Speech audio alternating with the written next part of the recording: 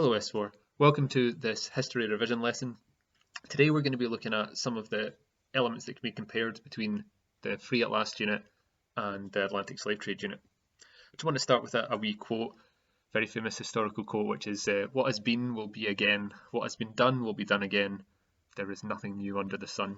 This is a verse from the Bible, but it's frequently used by historians to indicate that very often in these sort of things you can see a huge number of similarities between historical events.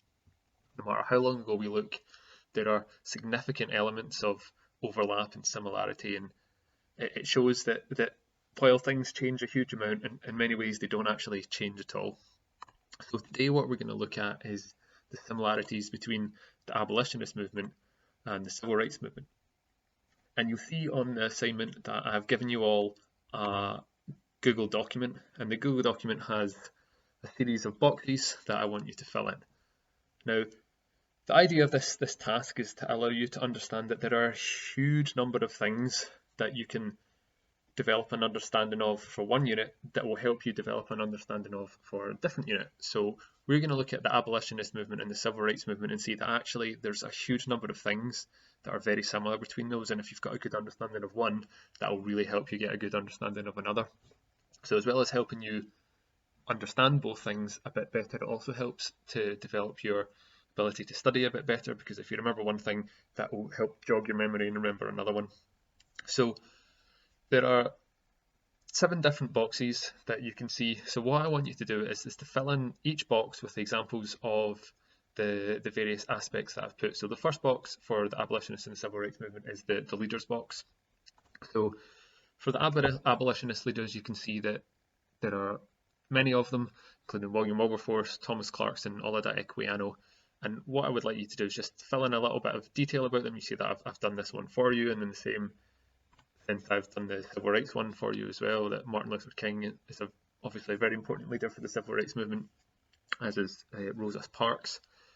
So your task is just to go through all of these boxes and to fill in various details of key organisations, so organisations that help the abolitionist movement, organisations that help the civil rights movement, the media responses to the abolitionist and civil rights movement, examples of first-hand accounts, and the role of religion in both of them, examples of boycotts, and finally any other methods used, and you should be able to think of quite a few for that.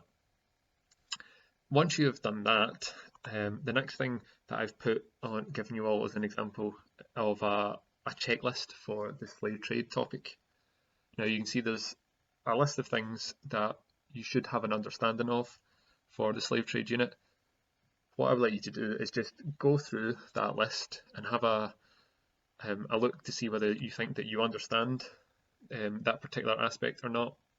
And then once you've done that, pick a couple of the things where you think that you don't have a good understanding and create a mind map or a list of bullet points or some sort of revision guide to help generate your understanding.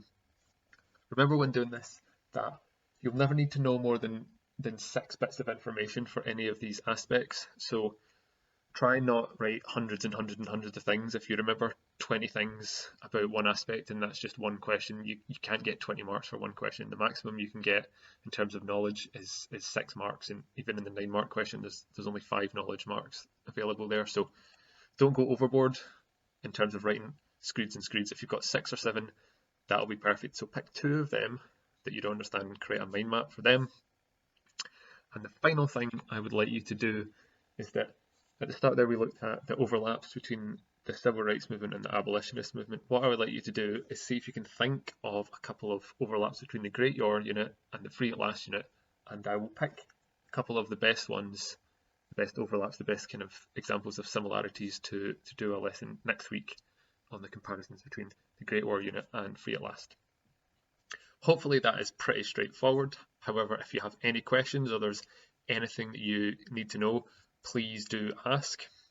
The other thing I would say is that the notes that you should be using to study for this are available on the Google Classroom. So if you go onto the S4 Google Classroom, click on classwork, you'll see there is a list of revision materials, and if you click on this, it'll take you to a folder, and the folder has a thing called notes. Now that's the same for every single topic, so you can find notes for every single topic there. So you can see that there are the Atlantic slave trade notes, which has got information about the abolitionists and all those sort of things. So everything you need for this revision task is all there.